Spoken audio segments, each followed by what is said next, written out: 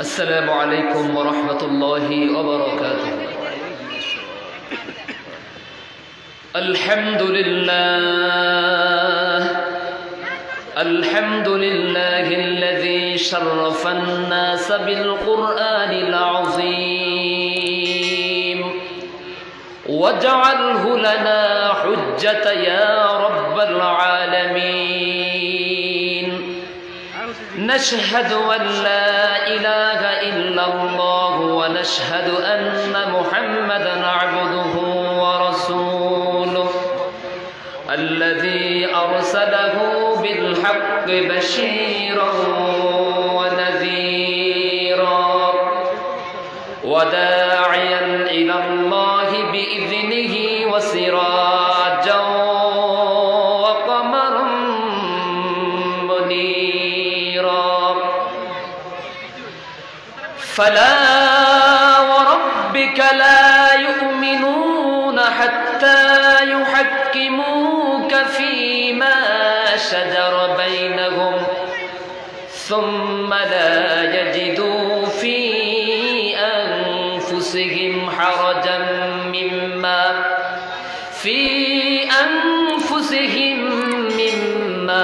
قضيت ويسلموا تسليما.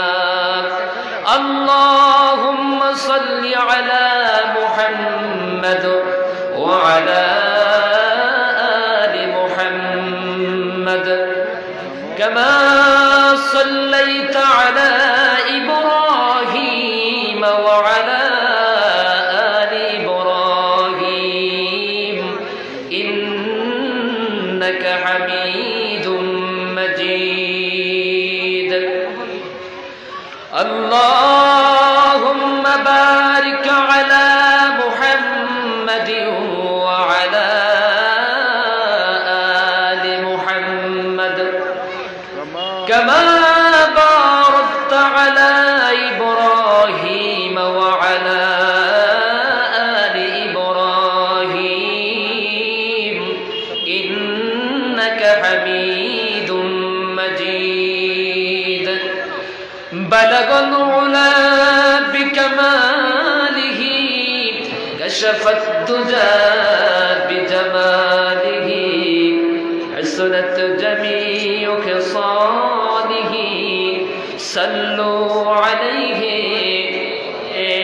আমেনার যেথায় ঘর খোদার করুণায় কৌসার হয়ে জোরসে বারংবার বলাগল উলা كشف الدجى بجماله حسنت جميع خصاله صلوا عليه وآله. ঐতিহ্যবাহী জাহানাবাদ ইসলামী সমাজ কল্যাণ পরিষদ ও পাঠাগারের উদ্যোগে আয়োজিত 30তম ঐতিহাসিক বাৎসরিক তাফসীরুল কোরআন মাহফিলের মোহতারাম সম্মানিত সভাপতি, স্টেজে উপস্থিত উস্তাজুল উলামা, আমাদের সকলের মাথার তাজ, মাদ্রাসাতুল বানাত আল ইসলামিয়া এর সম্মানিত মোহতারাম অধ্যক্ষ ABSM কবির হোসাইন সাহেব হাফিজাহুল্লাহ, স্টেজে উপস্থিত সম্মানিত ওলামায়ে কেরাম, সামনে উপস্থিত জাতির শ্রেষ্ঠ সন্তান ওলামায়ে কেরাম, দূর দূরান্ত থেকে আগত কোরআন প্রেমিক সম্মানিত সুধী মণ্ডলী, আমার প্রাণ প্রিয় কলিজার টুকরা যুবক ভাইয়েরা, পর্দার আড়ালে অবস্থানরত দ্বীনের সরল মনের সকল গুণে গুণান্বিতা পর্দানিশীন মা এবং বোনেরা, মেহেরবান আল্লাহ সুবহানাহু ওয়া তাআলা দরবারে কালিমাত শুকর গুজার করছি। জি মহান মনিব আল্লাহ তাআলার এই জমিনে আল্লাহ তাআলার বাণী প্রচার করার জন্য, আল্লাহ তাআলার বাণী শোনার জন্য আমাদেরকে কবুল করেছেন। এই মহতি উদ্যোগে আমাদেরকে শামিল করেছেন, আল্লাহর প্রিয় গোলাম হিসাবে কবুল করেছেন। এজন্য কালিমাত শুকর গুজার করছি আলহামদুলিল্লাহ। যাকে আল্লাহ তাআলা বেশি ভালোবাসেন, আল্লাহ তাআলা যদি কোনো গোলামকে মহব্বত করেন, কাউকে বাছাই করেন, পছন্দ করেন, তখন তাকে কোরআনের জন্য কবুল করে নেন। এটাই হলো আমাদের জন্য সৌভাগ্যের বিষয়। আমরা সকলে বলি আলহামদুলিল্লাহ। আর যারা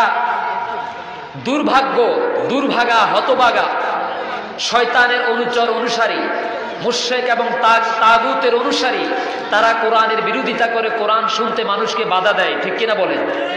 সুতরাং আসুন, আমরা তো আল্লাহর গোলাম হতে পেরেছি যে তিনি আমাদেরকে মহব্বত করে তার কথা শোনার জন্য ময়দানে কবুল করেছেন। এর থেকে বড় সৌভাগ্য আমাদের জন্য আর কিছু হতে পারে না। হতে পারে ভাই? আসুন আমরা সে মহান আল্লাহ তাআলার কালামে হাকিমের কথা শুনবো। আল্লাহ তাআলা যেন এখান থেকে শুরু করে এখন থেকে নিয়ে শেষ পর্যন্ত প্রতিটি আলোচকের প্রত্যেকটি কথাকে আমাদের ব্যক্তি, পরিবার, সমাজ এবং রাষ্ট্রের জীবনের পথ চলার ক্ষেত্রে সব জায়গায় আমরা যেন নিজেদের বাস্তব জীবনে আমল করতে পারি আর আল্লাহর খাঁটি গোলাম হতে পারি। আল্লাহ তৌফিক দান করুন। নবী মুহাম্মদ রাসূলুল্লাহ সাল্লাল্লাহু আলাইহি ওয়াসাল্লামের প্রতি দুরূদ শরীফ পড়ছি প্রাণবন্ত আওয়াজে, সবটুকুন ভালোবাসাকে উজাড় করে আমার সাথে সকলে পড়ুন সাল্লাল্লাহু আলাইহি ওয়াসাল্লাম। এই কোরআনের জন্য যারা নিজেদের জীবনকে কুরবান করে দিয়ে শহীদের খাতায় নাম লিখিয়েছেন, আল্লাহ সুবহানাহু ওয়া তাআলা তাদের সকলকে জান্নাতুল ফেরদাউসের মেহমান হিসেবে কবুল করুন। সকলে বলি আমিন। সম্মানিত উপস্থিতি, কোরআনুল কারীম হলো এমন একটি মুজিজা যে কোরআন এটা হলো একটি পরশ পাথর। আর পরশ পাথরের বৈশিষ্ট্য হলো এর সাথে যদি কোনো এই পরশ পাথরের সাথে যদি লোহাও লাগে, লোহা তখন আর লোহা থাকে না, তখন এটা স্বর্ণে পরিণত হয়ে যায়। সুবহানাল্লাহ। লোহা যদি পরশ পাথরের সংস্পর্শে আসার কারণে স্বর্ণ হয়ে যায়, তেমনি ভাবে কোনো পথহারা দিশেহারা কোনো মানুষ যদি এই কোরআনের আলোর কাছে আসে, কোরআনকে মহব্বত করে বুকে টেনে নেয়, কোরআন তাকে অন্ধকার থেকে হাত ধরে টেনে তাকে আল্লাহর জান্নাতের মেহমান বানায় দিবেন। সুবহানাল্লাহ।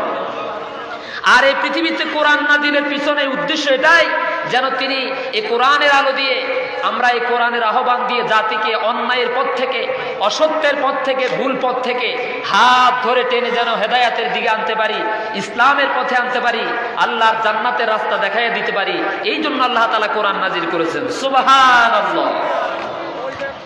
আমার বন্ধুগণ, কোরআনুল কারীমের সূরা আল ইব্রাহিমের 2 নম্বর আয়াতে কারিমার ভিতরে রব্বুল আলামিন বলেন, কিতাবুন আনজালনাহু ইলাইকা লিতুখরিজান নাসা মিনাজ যুলুমাতি ইলান নূর। কিতাব আপনার উপরে নাযিল করেছি, কোরআন নামক আলোর দিশা আলোকবর্তিকা আপনার উপরে এই জন্য অবতীর্ণ করেছি, যাতে করে তামাম পৃথিবীর সমস্ত মানুষকে অন্ধকার সমূহ থেকে টেনে টেনে ধরে ধরে তাদেরকে আলোর দিকে নিয়ে আসতে পারেন, তাদেরকে হেদায়াতের দিকে নিয়ে আসতে পারেন। এই জন্য আমি আল্লাহ রব্বুল আলামিন আপনার উপরে কোরআন নাযিল করেছি। বুঝতে হবে কোরআন নাযিলের উদ্দেশ্য কি। আমার দিকে মনোযোগ আছে আপনাদের? এখন লক্ষ্য করুন,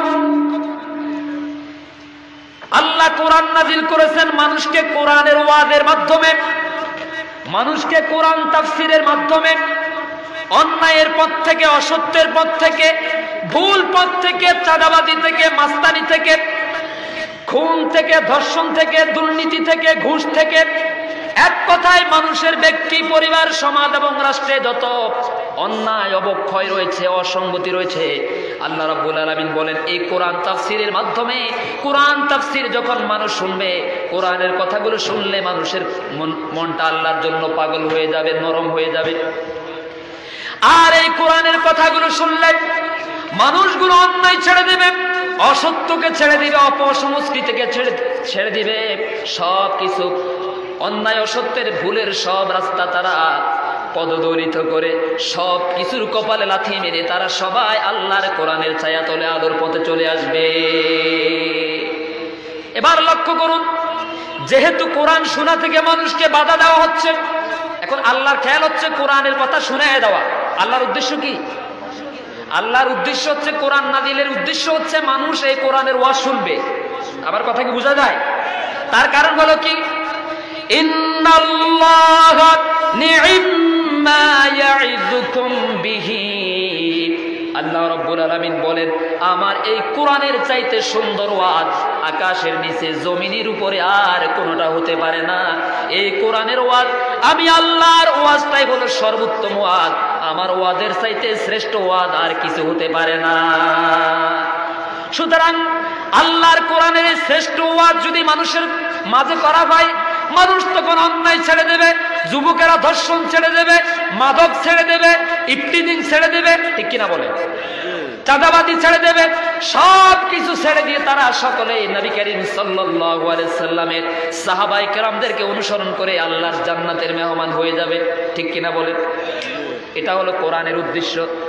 আর ওইদিকে কাফেরদের উদ্দেশ্য হলো, মুশরিকদের উদ্দেশ্য হলো, তাগুতের উদ্দেশ্য হলো, কোরআন বিরোধীদের উদ্দেশ্য, ইসলাম বিরোধীদের উদ্দেশ্য হলো কোরআন যদি মানুষ শুনে, যুবকেরা শুনে, তাহলে যুবকেরা যদি ইসলামের জন্য পাগল হয়ে যায়, কোরআনের জন্য পাগল হয়ে যায়, আল্লাহর দ্বীনের জন্য পাগল হয়ে যায়, আমরা কাদের হাতে অস্ত্র তুলে দেব, ঠিক কিনা? এবার লক্ষ্য করুন, প্রথম কথার সাথে একটু মিলাইয়া দেখেন। বিগত 2 বছর এত বেশি তাফসিরুল কোরআন মাহফিলে যুবকদের ঢল নেমেছে, লক্ষ লক্ষ জনতার এই ঢল প্রমাণ করে আগামীর দিন হলো ইসলামের দিন, ঠিক কিনা? এই কোরআনের আকর্ষণ এটাই প্রমাণ করে আগামীর বিশ্ব ইসলামের বিশ্ব, আগামীর পৃথিবী মুসলমানদের পৃথিবী। যেরকম আলহামদুলিল্লাহ, আল্লাহ কবুল করুন, যেরকম আমিন। তাহলে কোরআনের উদ্দেশ্য হলো কোরআন দিয়ে মানুষ, কোরআনের আলো দিয়ে মানুষ অন্যায়ের পথ থেকে, অসত্যের পথ থেকে আলোর পথে আসবে, ঠিক কিনা বলেন? আর তাগুতি শক্তি মনে করে সব মানুষ যদি কোরআনের পথে চলে আসে, আমরা কাদের হাতে অস্ত্র উঠাইয়া দেব, আমরা কাদেরকে দিয়ে চাঁদাবাজি করাবো, আমরা কাদেরকে দিয়ে টেন্ডারবাজি করাবো, আমরা কাদেরকে দিয়ে দুর্নীতি করব, সব যুবকরা যদি কোরআনের জন্য পাগল হয়ে যায়। বিগত 2 বছর আগেও মসজিদে এত যুবকরা ছিল না, ঠিক কিনা বলেন? আজকে ডক্টর মিজানুর রহমান আজহারি ভাইয়ের আলোচনা শুনে, আমির হামজা ভাইয়ের আলোচনা শুনে, আব্দুল্লাহ আল আমিনের আলোচনা শুনে, তারেক মুনাওয়ারের আলোচনা শুনে, ডক্টর আব্দুল্লাহ মোহাম্মদ সাইফুল্লাহ ভাইয়ের আলোচনা শুনে, কামরুল ইসলাম সাইদ আনসারী সহ বড় বড় ইসলামিক লেকচারারদের আলোচনা শুনে যুবকরা এখন মসজিদমুখী হয়ে গেছে, যুবকরা কোরআন প্রেমিক হয়ে গেছে, যুবকরা ইসলাম প্রেমিক হয়ে গেছে। এর জন্য তাগুতের মাথা খারাপ হয়ে গেছে। এজন্য তারা সর্বশক্তি ব্যয় করে, তাদের কুপরামর্শ, সর্বশক্তি সর্বকৌশল ব্যয় করে তারা মাহফিল বন্ধ করার জন্য, বানচাল করার জন্য চেষ্টা করতেছে, নাকি করতেছে না? ওরাও চেষ্টা করবে, আর আল্লাহ বলছেন ওরা করবে ষড়যন্ত্র, আর আমি আল্লাহ করব কৌশল, ঠিক কিনা বলে? কোরআনের এই গণজোয়ার, ইসলামের এই গণজোয়ার কি ঠেকানো যাবে? কখনোই সম্ভব না। এই চ্যালেঞ্জ আল্লাহ, এটা চলতেই থাকবে। বরং যারা কোরআনের আওয়াজ বন্ধ করে দিতে চাইবে, আল্লাহ তাদের গলার আওয়াজ বন্ধ করে দিতে চাইবে। কোরআনের আওয়াজ বন্ধ করা সম্ভব হবে না। আল্লাহ আমাদেরকে বুঝার তৌফিক দান করুন। আমি সেই মহাগ্রন্থ আল কোরআনের সূরা বানী ইসরাঈলের 13 নম্বর আয়াতে কারিমা থেকে আপনাদের উদ্দেশ্যে, এই এলাকার এই জাতির উদ্দেশ্যে একটি মোটিভেশনাল আয়াত, যে আয়াত আমাদেরকে সম্পূর্ণ পরিবর্তন করে দিতে পারে। যত বড় চোর, ডাকাত, জেনাকার, ধর্ষণকারী, যত বিপদগামী যুবক যুবতী হোক না কেন, ইনশাআল্লাহ আল্লাহর এই কালামের একটি আয়াতকে যদি বুঝার চেষ্টা করে, আল্লাহ তাআলা তাকে ওমরের মতো একজন আদর্শবান মানুষ বানিয়ে দিবেন। আমরা সকলে বলি আমিন। আল্লাহ রাব্বুল আলামিন বলেন, وَكُلَّ إِنسَانٍ أَلْزَمْنَاهُ طَائِرَهُ فِي عُنُقِهِ وَنُخْرِجُ لَهُ يَوْمَ الْقِيَامَةِ كِتَابًا يَلْقَاهُ مَنشُورًا। আল্লাহু আকবার। আমার দিকে মনোযোগ আছে আপনাদের? এই যে একটা আয়াত তেলাওয়াত করলাম, এই আয়াতটা কার? আজকে যদি এখানে মাহফিল না হতো, যারা এই মাহফিলের বিরোধিতা করেছে, চক্রান্ত ষড়যন্ত্র করেছে, যদি তাদের চক্রান্ত ষড়যন্ত্র সাকসেস হয়ে যেত, আপনারা কি আজকে এই আয়াত, এই যে আয়াতটা আমি তেলাওয়াত করেছি, এই আয়াত কি শুনতে পারতেন? জোরে বলুন, পারতেন? তার মানে কি? ওরা চাচ্ছে আমাদেরকে কোরআন থেকে দূরে রাখতে, ওরা চাচ্ছে আমাদেরকে ইসলাম থেকে দূরে রাখতে, ওরা চাচ্ছে আমাদেরকে নবী মুহাম্মদ সাল্লাল্লাহু আলাইহি সাল্লামের আদর্শ থেকে বিমুখ করতে। কিন্তু তাদের এই প্রচেষ্টা, তাদের এই পরিশ্রম, তাদের এই ষড়যন্ত্র, তাদের এই কৌশল আল্লাহর দরবারে কবুল হবে না, হয় নাই ইনশাআল্লাহ। বলে আমরা এখন আর মাহফিলে খালি হাতে আসি না, কারণ কুকুরের জন্য মুগুরের প্রয়োজন, ঠিক কিনা বলেন? কুকুরের জন্য মুগুরের প্রয়োজন। আমরা এখন আর বক্তারা, আমরা আলোচকরা এখন খালি হাতে আর স্টেজে আসি না। আমরা বাড়ি থেকে বের হওয়ার সময় আল্লাহর কাছে নিজেদের জীবনকে জমা রেখে তারপর কোরআনের ময়দানে কথা বলতে আসি। প্রিয় ভাইয়েরা আমার, আল্লাহ রাব্বুল আলামিন বলছেন, ওয়া কুল্লু ইনসানিন আলজামনাহু তাইরাহু ফি উনুকিহি ওয়া নুখরিজু লাহু ইয়াওমাল কিয়ামাতি কিতাবান ইয়ালকাহু মানশুরা। ইকরা কিতাবাক ইকরা কিতাবাকা কাফা বিনাফসিকাল ইয়াওমা আলাইকা হাসিবা। চিল্লা বলুন আল্লাহু আকবার। আল্লাহু আকবার। বদরের মুজাহিদদের মতো চিৎকার দিয়ে বলুন আল্লাহু আকবার। আল্লাহু আকবার। আর একটু আওয়াজ দিয়ে বলুন আল্লাহু আকবার। আল্লাহু আকবার। শরীরের সবটুকুন শক্তিকে উজাড় করে আকাশ এবং জমিনের মালিকের জন্য আওয়াজ বুলন্দ করে দিবেন, ছেড়ে দিবেন, যাতে করে কাফের মুশরিকদের কলিজার মধ্যে আঘাত লাগে, ঠিক কিনা? রাজি আছেন ইনশাআল্লাহ? ইনশাআল্লাহ। আমার বন্ধুগণ, আল্লাহ রাব্বুল আলামিন এই আয়াতে কারিমার মধ্যে বলেন, আমি প্রত্যেক মানুষের কর্মকে, তার কর্মকাণ্ড, তার আমলকে তার গ্রীব লগ্ন করে রেখেছি। কিয়ামতের দিন তাকে একটা কিতাব বের করে দেখাবো, যে কিতাব সে খোলা অবস্থায় পাবে। অতঃপর তাকে বলা হবে, তোমার আমলনামা তুমি নিজেই তেলাওয়াত করো, পাঠ করো। আজ এই কিয়ামতের ময়দানে তোমার আমলনামা তুমি পড়ার পরে তুমি নিজেই সিদ্ধান্ত নিতে পারবে, তোমার জন্য কি জাহান্নামের আযাব দরকার নাকি তুমি আল্লাহর জান্নাতে যাবে। আমার কথা কি বোঝা যায়? কিয়ামতের ময়দানে যারা আজকে মাহফিলের বিরোধিতা করে, বানচাল করার চেষ্টা করে, তারাও আল্লাহর সামনে দাঁড়াবে নাকি দাঁড়াবে না? মামা খালু কাজে লাগবে সেদিন? কোন নেতা কাজে লাগবে? ভালো করে কান খাড়া করে শুনুন, আল্লাহর কসম করে বলি, কিয়ামতের ওই কঠিন মুসিবতের দিনে কোন মামা খালু, কোন হেলো কাজে লাগবে না, কোন ঘুষ কাজে লাগবে না, কারো কোনো উৎকোচ গ্রহণ করা হবে না। প্রতিটি মানুষ তার আমলের উপরে ভিত্তি করে, আমল নামার উপরে ভিত্তি করে আল্লাহর দরবারে সাজাপ্রাপ্ত হবে। প্রিয় ভাইরা আমার, আম্মা জানা আয়েশা সিদ্দিকা রাদিয়াল্লাহু তাআলা আনহা থেকে বর্ণিত, তিনি বলেন, আমি আল্লাহ নবী সাল্লাল্লাহু আলাইহি সাল্লামকে এই কথা বলতে শুনেছি।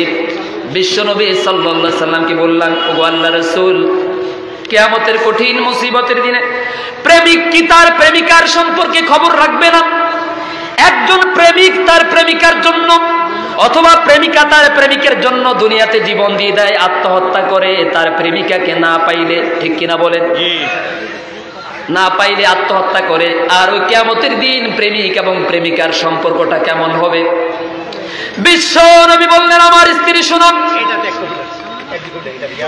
তিন জায়গায় কেউ কারো কাজে লাগবে না। কয় জায়গায়? তিন জায়গায় কেউ কারো কাজে লাগবে না, কেউ কারো উপকার করবে না, কেউ কাউকে পরিচয় দেবে না।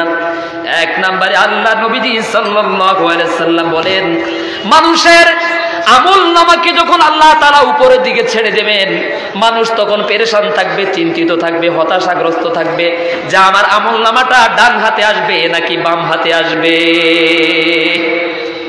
আল্লাহর কাছে দোয়া করুন, রব্বুল আলামিন ওই কিয়ামতের কঠিন মুসিবতের দিনে, যেদিন আমার কর্মী আমার কাজে লাগবে না, আমার ইমাম সাহেব আমার কাজে লাগবে না, আমার মুসল্লিরা আমার কাজে লাগবে না, আমার ক্রেতারা আমার কাজে লাগবে না, আমার আত্মীয় স্বজন আমার কাজে লাগবে না, আমার স্ত্রী আমার কাজে লাগবে না, আমার ভাই, আমার মা বাবা কেউ আমার কাজে লাগবে না। রব্বুল আলামিন ওই দিন কঠিন কিয়ামতের দিনে তুমি আল্লাহ আমার ডান হাতের মধ্যে আমলনামাটা পৌঁছাইয়া দিও। তোর কর আমিন। তার কারণ হলো, আমলনামা আল্লাহ যখন ছেড়ে দিবেন, মানুষ তখন হতাশাগ্রস্ত থাকবে। ওই কঠিন বিপদের সময়, কঠিন মুহূর্তের সময় বিশ্ব নবী বলেন, তখন দুনিয়ার কোনো আত্মীয় স্বজন আপনজন কেউ কারো কাজে লাগবে না, পরিচয় দেবে না। দ্বিতীয় নম্বরে আমলনামাটা কি? ডান দিক থেকে আসবে নাকি বাম দিক থেকে আসবে? আমলনামা যখন আল্লাহ তাআলা ছেড়ে দিবেন তখন ইমানদারদের আসবে ডান হাতে, ডান দিক থেকে, আর বেঈমানদের আসবে বাম দিক থেকে।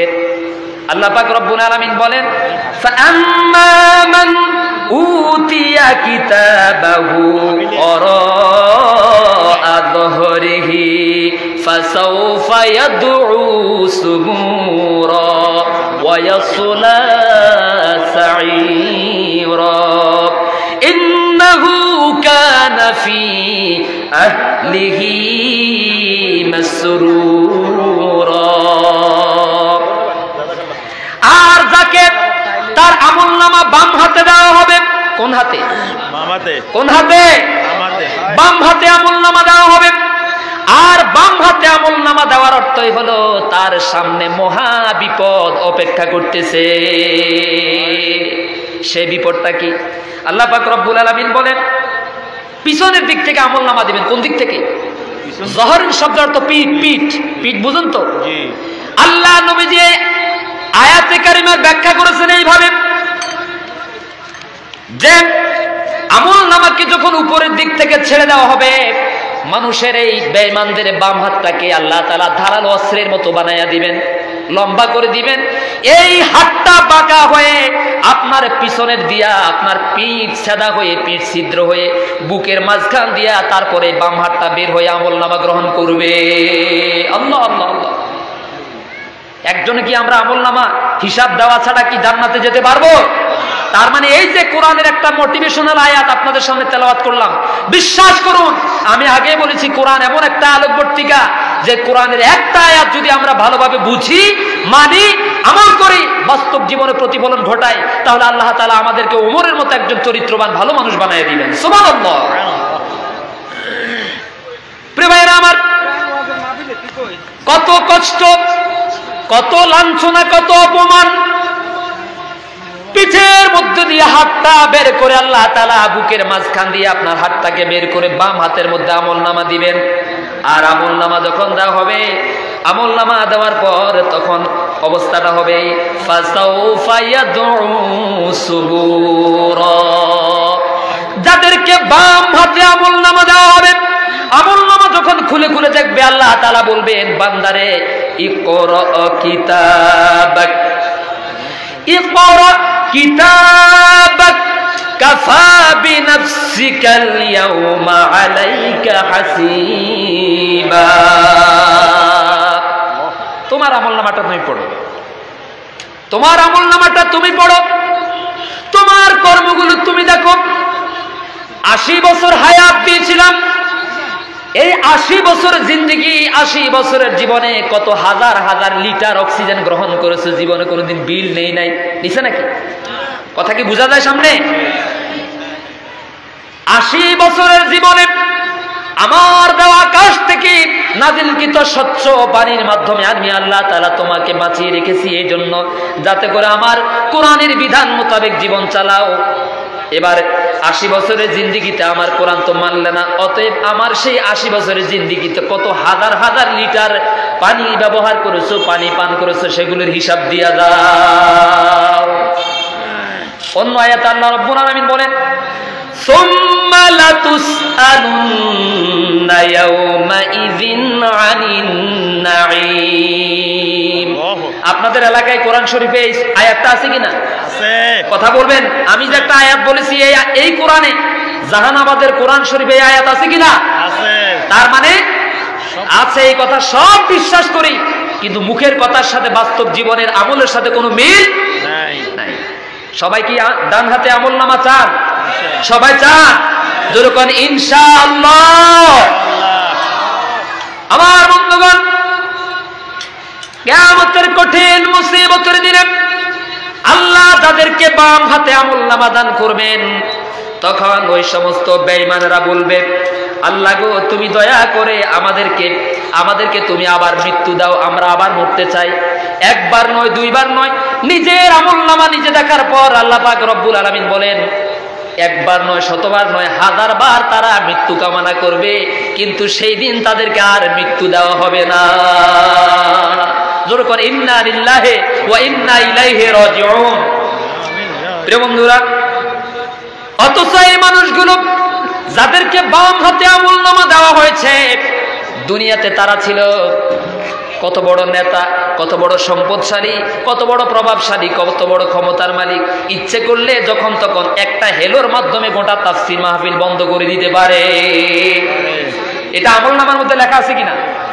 আমার সাথে একটু কথা বলবেন। যারা পরামর্শ দিয়ে মাহফিল বন্ধ করে, যারা চক্রান্ত ষড়যন্ত্র করে অজুহাতে মাহফিল বন্ধ করতে চায় বিভিন্ন সুতানাতা দিয়ে, তাদের এই কথাগুলো আল্লাহ তাআলা আমলনামার মধ্যে লেখছে কিনা? এই কথা বিশ্বাস হয় আপনাদের? আল্লাহ তাদেরকে যেন হেদায়েত নসিব করেন, জোরে কোন আমিন। আমার বন্ধুগণ, কুরআনুল কারীম আল্লাহ রাব্বুল আলামিন বলেন, কিরামান কাতিবিনা ইয়ালামুনা মা তাফআলুন। প্রত্যেকটি মানুষের দুই কাঁধের মধ্যে দুইজন ফেরেশতা রয়েছেন, যারা প্রতিটি মুহূর্তে 24টি ঘন্টায় আপনার জীবনের সমস্ত কর্মগুলোকে লিপিবদ্ধ করছে। আপনি ঘুমাচ্ছেন, আমি ঘুমাই, কিন্তু ফেরেশতারা কেন ঘুমান না জানেন? মনোযোগ আছে আমার দিকে? ফেরেশতারা ঘুমান না, আমি আপনি ঘুমাই, তার কারণ হলো আল্লাহর কোন বান্দা বান্দি যদি মনের অজান্তে রাতের বেলা সারা রাত এক কাত হয়ে ঘুমাইছিল, কিন্তু শরীর ব্যথা হয়ে যাওয়ার কারণে আরেক কাত হয়ে ঘুমাইতে চাইছিল, মনের অজান্তে গভীর রজনীতে রাত 2টা কি 3টার সময় হঠাৎ করে মনের অজান্তে মুখ থেকে বেরিয়ে গেল আল্লাহ। বলে না এরকম? ওই যে মনের অজান্তে একবার আল্লাহ নামের জিকির করেছেন, মুখ দিয়ে উচ্চারণ করেছেন, আপনি যদি ঘুমানোর সময় ফেরেশতারাও ঘুমায় থাকতো, তাহলে এই যে একবার আল্লাহর নামের জিকির করেছেন আপনার আমলনামার মধ্যে, এটা কে লিখতে? সুবহানাল্লাহ। এজন্য মানুষের ভালো মন্দ সমস্ত কর্মকাণ্ডগুলো লেখা হয় নাকি হয় না? জোরে বলেন। আমার বন্ধুগণ, এজন্য আল্লাহ রাব্বুল আলামিন বলেন, ওয়া কুল্লা ইনসানিন আলজামনাহু তাইরাহু ফি উনুকিহি ওয়া নুখরিজু লাহু ইয়াওমাল কিয়ামাতি কিতাবান ইয়ালকাহু মানশুরা। আল্লাহু আকবার। কি মজা লাগে না? ভালো লাগে না? যা আল্লাহ তোমার দরবারে কোরআন হাতে নিয়ে আল্লাহ তাদের হেদায়েতের জন্য দোয়া করছি। মাবুদ, যারা আজকের এই মাহফিলটাকে এই পর্যন্ত নিয়ে আসতে, আমার জানা মতো অনেক ভাই ভালোভাবে ঘুমাতে পারেন না টেনশন পেরেশানির কারণে, আমি জানি। এই মাহফিলকে এই পর্যন্ত নিয়ে আসতে তোমার বান্দাদের কত পেরেশান, কত জায়গায় দৌড়াদৌড়ি করতে হয়েছে, কত চোর বাটপারদের হাত ধরতে হয়েছে, কত নত হতে হয়েছে, কত বিনয় হতে হয়েছে, ঠিক কিনা বলেন? শুধুমাত্র এই কোরআনকে এই পর্যন্ত মাহফিলটাকে সফল করার জন্য। আল্লাহ তোমার দরবারে আমি একজন তোমার ছোট্ট খাদেম কোরআনের, আল্লাহ তুমি দয়া করে আমার এই সমস্ত ভাইদের জন্য জান্নাতুল ফেরদাউসের মধ্যে একটি ঘর বানাইয়া দিও। তোমার কাছে আমার আজকে একটি চাওয়া, তুমি আমার ভাইদের জন্য জান্নাতুল ফেরদাউস একটা ঘর বানাইয়া দিও। আল্লাহ তুমি তাদেরকে সকল প্রকার আযাব ও গজব থেকে মুক্ত করে দিও। আর যারা বিরোধিতা করেছে, আল্লাহ তোমার দরবারে ফরিয়াদ করি, হেদায়েত যদি কপালে না থাকে, আবু জাহেল, উতবা, সাইবা, ওয়ালিদ ইবনে মুগিরা, হামান, নমরুদ, কারুন, ফেরাউন, ওদের যেমন দুর্দশা হয়েছিল, লাঞ্ছনাকর মৃত্যু হয়েছিল, আল্লাহ অপমানের সাথে ওই বেয়াদবদেরকে জমিন থেকে বিদায় করে দাও। প্রিয় বন্ধুগণ, আল্লাহ রাব্বুল আলামিন বলেন, আকাশের নিচে জমিনের উপরে যত মানুষ পৃথিবীতে বিচরণ করছে, প্রতিটি মানুষের গলার মধ্যে আমি আল্লাহ রাব্বুল আলামিন একটা আমলনামা লটকাইয়া দিয়েছি, ঝুলাইয়া দিয়েছি। কার কথা? আল্লাহর কথা। আমার দিকে মনোযোগ আছে? কার কথা? সেটা কেন দিলেন? আল্লাহ তাআলা বলেন, ওয়া নুখরিজু লাহু ইয়াওমাল কিয়ামাতি কিতাবান ইয়ালকাহু মানশুরা। কিয়ামতের দিন তাকে একটা কিতাব খোলা অবস্থায় আমি আল্লাহ তার সামনে উপস্থাপন করব। আল্লাহ আপনার আমলনামা আপনাকে দিবেন পড়ার জন্য। কে বলতেছেন কথাটা? এখন এইভাবে যদি আল্লাহ তাআলা, বুখারীর বর্ণনা বিশ্বনবী বলেন, মান হুসিবা উকিবা, যাকে আল্লাহ তাআলা হিসাবের জন্য ধরবেন, হিসাবের জন্য আল্লাহ তাআলা যদি কাউকে দাঁড় করান, তার মানে সে ব্যক্তি ধরা পড়ে যাবে। সে ব্যক্তি কি হয়ে যাবে? ধরা পড়ে যাবে। কিন্তু হিসাব দিতে হবে কিনা? হিসাব দিলে কেউ বাঁচতে পারবেন? একজন হাত উঠায় বলে যে হুজুর আমার আজকে দল ক্ষমতায় আছে, আমার আমেরিকাতে জো বাইডেন তারা আমি পছন্দ করি, সেও আমার পছন্দ করে, আমি মোদিকে পছন্দ করি, কিয়ামতের দিন মোদি আমার পক্ষে হিসাব সহজ করে দিবে। আমার উপরে হ্যালো মামা খালু আছে, মামা ফোন দিলে আমার হিসাব সহজ হয়ে যাবে। এটা কি বাংলাদেশের 2 নম্বর থানা কোর্ট কাছারি নাকি আল্লাহর আদালত? একটু খেয়াল করে বলুন, এটা কি বাংলাদেশের 2 নম্বর কোর্ট কাছারি নাকি আল্লাহর আদালত? এখানে চাইলেই ফাঁসির আসামিকে মুক্ত করে দেওয়া যায় হেলোর মাধ্যমে, মামা খালুর মাধ্যমে, ঠিক কিনা বলেন? আর নিরপরাধ নির্দোষ নিষ্পাপ এরকম কোরআনের বুলবুল, কোরআনের পাখি যারা কোরআনের আলোচনা করে বেড়াতো, গোটা বিশ্ব জুড়ে মানুষের মাঝে কোরআনের জ্ঞান বিতরণ করত, তাদেরকে ধর্ষণের মামলা দিয়া, মিথ্যা মামলা দিয়া 10টি বছর পর্যন্ত অন্ধকার কারাগারে বন্দী রেখেছে, ঠিক কিনা বলেন? আল্লাহর আদালতে, এই আদালতে জুলুমবাজদের, জালিমদের আদালতে বিচার না পাওয়া গেলেও আল্লাহ তাআলা বলছেন, আমাদেরকে ভরসা দিচ্ছেন, আলাইসাল্লাহু বিআহকামিল হাকিমিন, আমি কি উত্তম বিচারক নই? আমি কি উত্তম হাকিম নই? অর্থাৎ এই দুনিয়ার বিচারকরা শ্রেষ্ঠ বিচারক নয়, এরা সবাই চোর, এদের সবাইকে কিয়ামতের দিন আমার দরবারে বিচারের কাঠ গড়ায় দাঁড়াতে হবে, ঠিক কিনা বলেন? সব কিছু আমলনামার মধ্যে আছে। যখন ইনশাআল্লাহ ফাইনাল খেলা হবে। কি খেলা হবে? আজকে দুনিয়ার সবাই আপনাকে হিসাব দিতে হয়, যেহেতু আপনি বস, কাউকে আপনাকে হিসাব দেওয়া লাগে না। কিন্তু নিঃশ্বাস শেষ হয়ে যাবে, কবরে চলে যাবেন, অরিজিনাল ফাইনাল খেলা শুরু হয়ে যাবে কার কাছে? কার কাছে জবাব দিতে হবে? সেদিন দেখবে কত মানুষকে, নিরপরাধ কত মানুষকে ভুল সিগনেচারের মাধ্যমে কত মানুষের জাল দলিল আমার নামে লিখে নিয়েছিলাম, কত মানুষের ভিটামাটি দখল করেছিলাম জাল দলিলের মাধ্যমে। করেছে কিনা? সব কিছুর বিচার হবে না? হবে কিনা বলেন? আমার বন্ধুগণ, এই জন্য বিশ্ব নবী বলেন, বুখারীর বর্ণনায়, মান হুসিবা উকিবা, যার কাছ থেকে হিসাব চাওয়া হবে সেই ব্যক্তি ধরা পড়ে যাবে, বাঁচতে পারবে না। আর যারে আল্লাহ তাআলা বিনা হিসাবে, বিনা বিচারে জান্নাতের মালিক বানায় দিবেন, সেই লোকটাই হয়ে যাবে সৌভাগ্যবান। আল্লাহু আকবার। সহজ হিসাব দরকার আছে না? সবাই সহজ হিসাব চাই কিনা? একটা দোয়া শিখিয়ে দিই বিশ্ব নবী। আম্মা জান আয়েশা সিদ্দিকা রাদিয়াল্লাহু তাআলা আনহা থেকে বর্ণিত, তিনি বলেন, আমি একদিন দেখলাম আমার নবীজি সালাম ফিরানোর পরে বিশ্ব নবী আল্লাহর দরবারে দোয়া করছেন, আল্লাহুম্মা হাসিবনি হিসাবান ইয়াসীরা, আল্লাহুম্মা হাসিবনি হিসাবান ইয়াসীরা। এই দোয়াটা কে পড়েছেন? আল্লাহ রাসূল পড়েছেন। রাসূলুল্লাহ সাল্লাল্লাহু আলাইহি সাল্লামের জীবনে কোনো গুনাহের অবকাশও আছে? যার জীবনে কোনো গুনাহ ছিল না, যারে আল্লাহ নিষ্পাপ করে পৃথিবীতে পাঠিয়েছেন, অথচ সেই নবীজি আল্লাহর কাছে বলছেন, রব্বুল আলামিন, কিয়ামতের কঠিন মুসিবতের দিনে তুমি যখন তোমার বান্দাদেরকে হিসাবের জন্য বিচারের কাঠ গড়ায় দাঁড় করাবে, আল্লাহ গো তুমি দয়া করে ওই কঠিন মুসিবতের দিনে আমি মুহাম্মদ সাল্লাল্লাহু আলাইহি সাল্লামের হিসাবটাকে সহজ করে দিও। বিশ্ব নবী যদি, যার জীবনে কোনো গুনাহ নাই, আল্লাহ বলেছেন, লিয়াগফিরা লাকাল্লাহু মা তাকদ্দামা মিন যামবিকা ওয়া মা তাআখার, আল্লাহ তার জীবনের সামনের এবং পিছনের সব গুনাহ মাফ করে দিয়েছেন। অথচ সেই নবী বলছেন, বিচারের দিন আল্লাহ আমার আমলনামাটা সহজ করে দিও। বিশ্ব নবী যদি এই দোয়া করা লাগে, দোয়া পড়েন। আমরা কি বিশ্ব নবীর চাইতে বড় বুজুর্গ হয়ে গেছি? আমাদেরকে তো বেশি বেশি পড়া দরকার। আল্লাহ নবীজি দোয়া করলেন। হযরত আয়েশা রাদিয়াল্লাহু তাআলা আনহা প্রশ্ন করলেন, ইয়া রাসূলুল্লাহ, মাল হিসাবুল ইয়াসির, হিসাব, সহজ হিসাব কাকে বলে? নরমাল হিসাব কাকে বলে?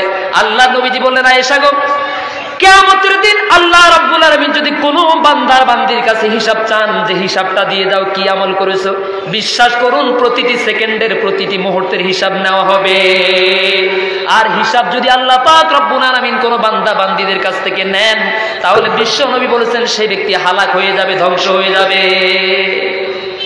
এখন সহজ হিসাব দরকার আছে না নাই?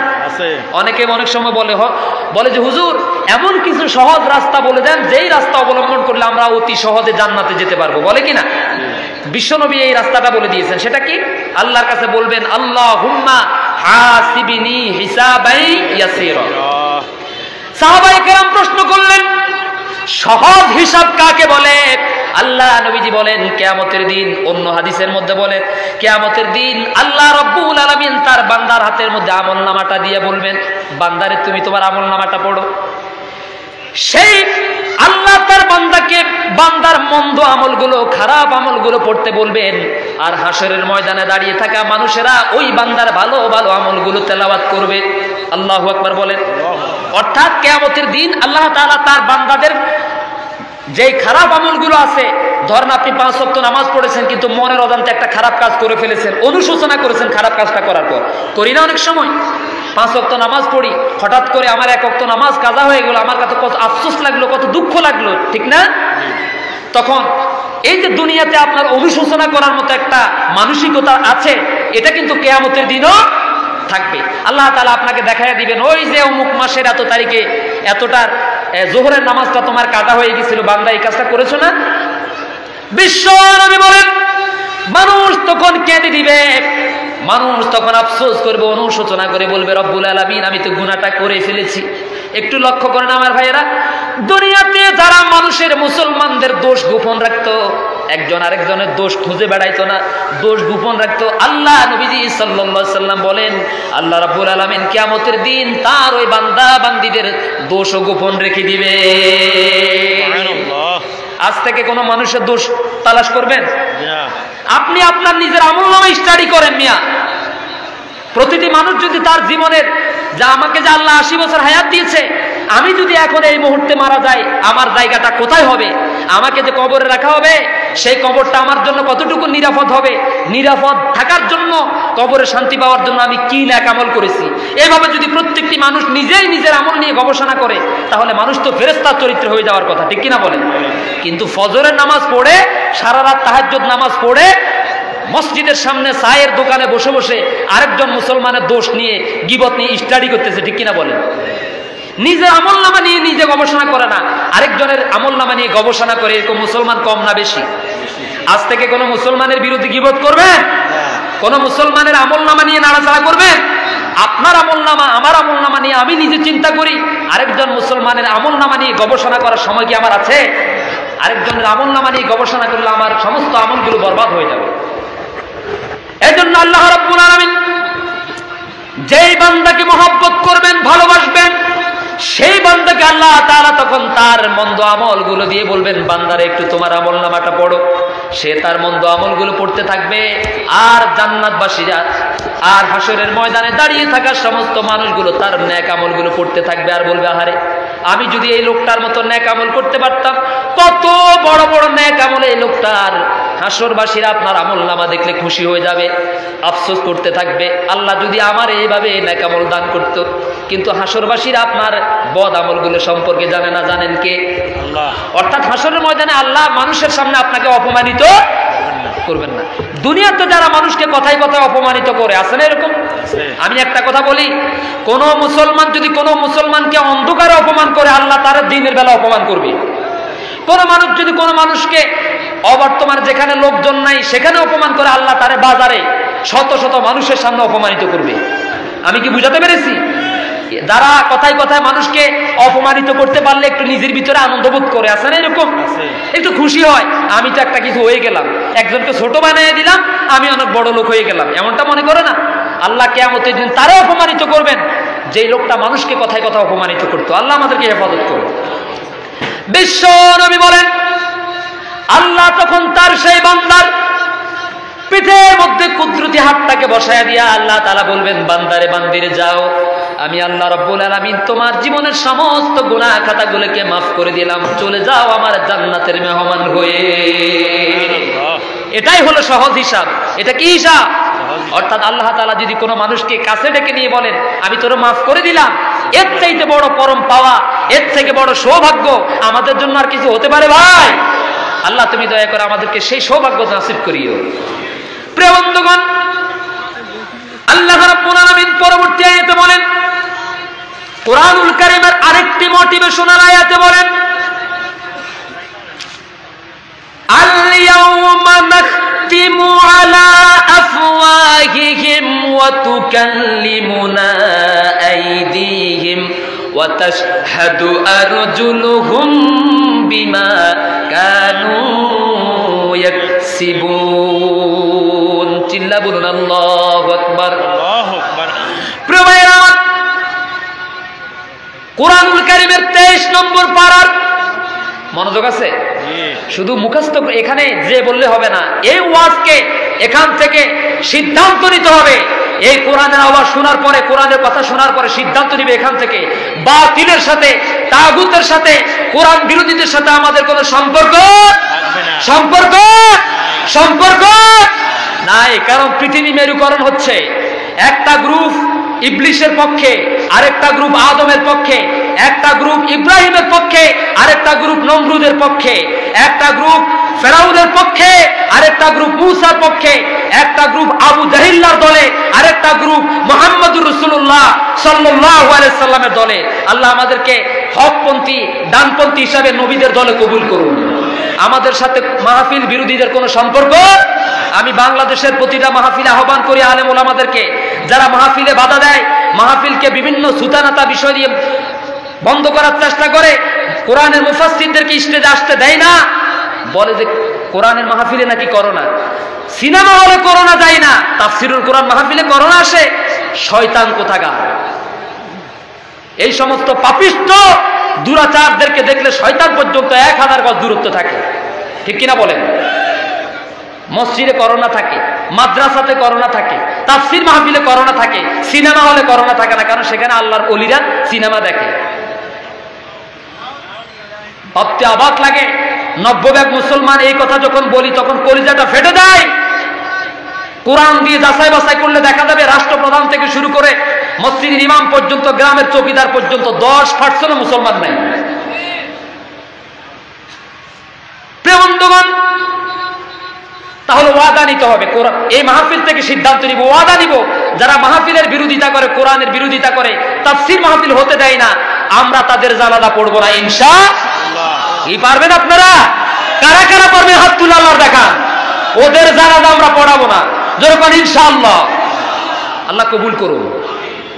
তাহলে আল্লাহ রাব্বুল আলামিন বলছেন, আজ আমি তাদের মুখের মধ্যে মোহর মেরে দেব, তাদের হাত আমার সাথে কথা বলবে, তাদের পা আমার সাথে কথা বলবে। তার মানে আল্লাহ মুখের মধ্যে মুখটাকে বন্ধ করে দিবেন, জবানটাকে বন্ধ করে দিবেন। কেমনে? দুনিয়াতে আমরা এটার নমুনা দেখতে পাই। কেমনে দেখেন? প্যারালাইসিস রোগে যারা অসুস্থ হয় তাদেরকে দেখছেন না? হাত কিন্তু দেহের সাথে আছে, কিন্তু হাত কাজ করে না। পা দেহের সাথে আছে, কিন্তু পা দিয়ে হাঁটতে। ঠোঁট মুখের সাথে আছে, কিন্তু ঠোঁট দিয়ে কথা বলতে পারে না। ঠিক কিনা বলেন? জিহ্বা মুখে আছে ঠিকই, কিন্তু জিহ্বা দিয়ে উচ্চারণ করতে পারে না। তার মানে আল্লাহ আপনাকে শিক্ষা দিচ্ছেন, সমাজের একজন প্যারালাইসিস রোগী দিয়ে হাজার হাজার মানুষকে সতর্ক করছেন যে দেখো, এই ঠোঁট এতদিন তোমার তোমার বলে চিৎকার করেছে, আসলে এই ঠোঁট তোমার নয়, এটা আমি তোমাকে দিয়েছি আমার আল্লাহর নামের স্লোগান দেওয়ার জন্য। এই ঠোঁট আমি তোমাকে দিয়েছি আমার কোরআনের পক্ষে কথা বলার জন্য। এই জিহ্বা আমি তোমাকে দিয়েছি কোরআনের ময়দানে, কোরআনের আন্দোলনে শামিল হওয়ার জন্য। এই পা আমি তোমাকে দিয়েছি রাজপথে আমার দ্বীন প্রতিষ্ঠার জন্য, সংগ্রাম করতে, মিছিল করার জন্য। এই হাত আমি তোমাকে দিয়েছি আমার এই হাত দিয়ে অন্যায়ের বিরুদ্ধে প্রতিবাদ করবে। ঠিক কিনা বলেন? সুতরাং বোঝা গেল, একজনকে দিয়ে আল্লাহ বাকিদেরকে সতর্ক করেছে, এই হাত তোমার নয়, আমি তোমাকে, এই পা তোমার নয়, পা আমি তোমাকে, এই জবান তোমার নয়, এই জবান আমি তোমাকে দিয়েছি। ইচ্ছে করলে এগুলো আমি আবার বন্ধ করে দিতে পারি। ঠিক কিনা বলেন? এই জন্য যারা সালাক আছে না এরকম, এরা দুনিয়াতে যেমন সালাকি করে, কিয়ামতের দিন আল্লাহ যখন তাদেরকে আমল নামা দিবে তখন বলবে, আল্লাহ আমি তো এই কাজ করি নাই, ফেরেশতারা আমার নামে মিথ্যা লিখছে। যেরকম নাউজুবিল্লাহ, এই কোরআন শরীফে আছে।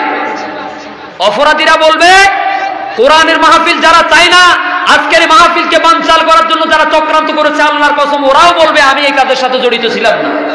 কিন্তু আল্লাহ রাব্বুল আলামিন আজকের জন্য, তারা যখন ষড়যন্ত্র করেছিল, ফেরেশতারা মনে হয় যেন ঘুমাইছিল। আল্লাহ ঘুমাইছিলেন নাকি সদা জাগ্রত? সব সেখানে থেকে বলবে আমরা তো এগুলো কিছু করি না, আমরা হুজুরদের দলে ছিলাম। ঠিক কিনা বলেন? আল্লাহ তাআলা তখন বলবে যে ডাকাতের জবান বন্ধ করে দাও। আল্লাহু আকবার বলেন। ফেরেশতাদেরকে বলবেন আমার ফেরেশতারা এই মিথ্যাবাদী পাপিষ্ঠ কোরআন বিরোধীর জবান বন্ধ করে দাও। আজকে তার জবান থেকে আমি শুনতে চাই না, বরং তার হাতের মধ্যে আমি কথা বলার শক্তি দিয়ে দেব, তার পায়ের মধ্যে কথা বলার শক্তি দিয়ে দিব, কানের মধ্যে বলার শক্তি আমি আল্লাহ দিয়ে দিব। চোখ দিয়ে কথা বলে, এখানে আল্লাহ দুইটার কথা বলেছেন, কিন্তু কারণ সবগুলোর অঙ্গ প্রত্যঙ্গের কথা বললে তো কোরআন আরো বড় ভলিউম হয়ে যাবে, ঠিক কিনা? দুইটা দিয়ে আমাদেরকে উদাহরণ দিয়েছেন। হাত যদি কথা বলতে পারে, চোখ কথা বলতে পারবে না? তার মানে কিয়ামতের দিন মানুষের প্রতিটি অঙ্গ প্রত্যঙ্গ আমার বিরুদ্ধে আপনার বিরুদ্ধে কার দরবারে সাক্ষ্য দেবে? জোরে বলুন। সুতরাং কোরআন বিরোধীরা সাবধান। কোরআনের ওদের পরিবর্তনের জন্য, ওরা মানুষের মতো মানুষ হওয়ার জন্য আজকের এই একটা আয়াত যথেষ্ট। ওদের চিন্তা করা উচিত, আমরা যে মাহফিলের বন্ধ করার জন্য বিভিন্ন সুতানাতা বিষয় দিয়ে আল্লাহ কোরআন থেকে মানুষকে বিরত রাখার চেষ্টা করি, আমাদের আমলনামা তো ঠিক মতো কিয়ামতের দিন আমাদেরকে দেওয়া হবে, ঠিক কিনা? আমার বন্ধুগণ, আল্লাহ রাব্বুল আলামিন বলেন ওয়া তুকাল্লিমুনা আইদিহিম ওয়া তাশহাদু আরজুলুহুম বিমা কানু ইয়াকসিবুন। দুনিয়াতে তোমরা যাই করেছো, যেই আমল তোমরা করেছো, আল্লাহ তাআলা বলেন আমি আল্লাহ রাব্বুল আলামিনের কাছে তোমাদের হাত এবং তোমাদের পা সাক্ষ্য দিবে। তার মানে হাত আপনার নয়, হাত এই হাতকে ভালো কাজে ব্যবহার করতে হবে। আজকে যতই উন্নত মানের ওষুধ খেয়ে নিজেকে মজবুত রাখার চেষ্টা করেন, ইচ্ছে করলে যেই কোনো মুহূর্তে আল্লাহ আপনার হাতকে অবশ করে দিতে পারেন, ঠিক কিনা বলেন? সম্মানিত উপস্থিতি, এই জন্য বিবেকের সাথে যেখানে যে কাজ করবেন আগে নিজের বিবেককে প্রশ্ন করবেন, কারণ একজন মানুষের সব থেকে বড় আদালত হলো নিজের বিবেক, ঠিক কিনা বলেন? সুপ্রিম কোর্ট, জজ কোর্ট, ম্যাজিস্ট্রেট কোর্ট, আন্তর্জাতিক আদালত, সব আদালতের চাইতে বড় আদালত আল্লাহ তাআলা আমরা এখানে যারা আছি আমাদের প্রত্যেকটি মানুষের হৃদয়ের মধ্যে আছে নাকি নাই? এটা হলো সব থেকে বড় আদালত। কারণ আদালত তো আপনাকে রাতের বেলা পাহারা দেয় না, দেয় নাকি? কিন্তু আর আপনাকে পাহারা দেওয়ার জন্য তো আপনার ভিতরে একটা আদালত আছে। সুতরাং মিথ্যা সাক্ষী দেওয়ার আগে নিজের ওই আদালতকে প্রশ্ন করো। মহামান্য আদালত, মহামান্য আদালত, আমি যখন মিথ্যা সাক্ষী দিতেছি এটা কি আসলে ঠিক করছে কিনা? আল্লাহর কসম ওই আদালত থেকে আপনাকে সাথে সাথে আনসার দিয়ে দিবে, আল্লাহর বান্দা এই কাজটা করা বৈধ নয়, এটা হারাম। হাত দিয়ে নিরপরাধ মানুষের বিরুদ্ধে সিগনেচার করে তারে ফাঁসির দড়িতে ঝুলিয়ে দিবেন। দেওয়ার আগে একটা বার চিন্তা করবেন, আপনার ওই বিবেক নামক হাইকোর্টকে প্রশ্ন করবেন, সুপ্রিম কোর্টকে প্রশ্ন করবেন, মহামান্য আদালত, আমি যে এখন একজন নিরপরাধ মানুষকে অন্যায়ভাবে কোরআনের ছেলেদেরকে, যুবকদেরকে, ইসলামী আন্দোলনের কর্মীদেরকে মিথ্যা আমার পদোন্নতির জন্য, প্রমোশনের জন্য তাদেরকে জেলে পাঠিয়ে দিলাম, এই কাজটা ঠিক করতেছি কিনা? বুঝা যায় কথা? আল্লাহ তাআলা ইনশাআল্লাহ মাগরিবের নামাজের পরে বাকি কথা হবে, আলোচনা হবে। আমার শ্রদ্ধাভাজন লক্ষ্মীপুর এবং নোয়াখালীর কৃতি সন্তান উস্তাদুল উলামা রাইসুল মুহাদ্দিসিন আলহাজ হযরত মাওলানা ইসমাইল হুসাইন সাহেব হাফিজাহুল্লাহ আতালাল্লাহু উমরাহু ওয়া বারাকাল্লাহু ফি হায়াতি। আল্লাহ আমার উস্তাদের হায়াতের মধ্যে বরকত নসিব করেন। আমার উস্তাদ আল্লাহ তাকে যেন সুস্থতার সাথে হায়াত নসিব করেন। তিনি আমাদের মাঝে চলে এসেছেন। ইনশাআল্লাহ মাগরিবের নামাজের পরে আলোচনা হবে। আপনারা কোনো চিন্তা করবেন না, কোনো দিকে কান দিবেন না। আল্লাহ যদি কবুল করে কেউ ঠেকাতে পারবে না ইনশাআল্লাহ। দরকার ইনশাআল্লাহ। আল্লাহ আমাদের আপনাদের সকলকে ভালো রাখুন, সুস্থ রাখুন। হাযা মা ইনদি ওয়াল ইলমু ইনদাল্লাহ আলাইহি তাওয়াক্কালতু ওয়া ইলাইহি উনীব। ওয়াসসালামু আলাইকুম ওয়া রাহমাতুল্লাহি তাআলা ওয়া বারাকাতুহু।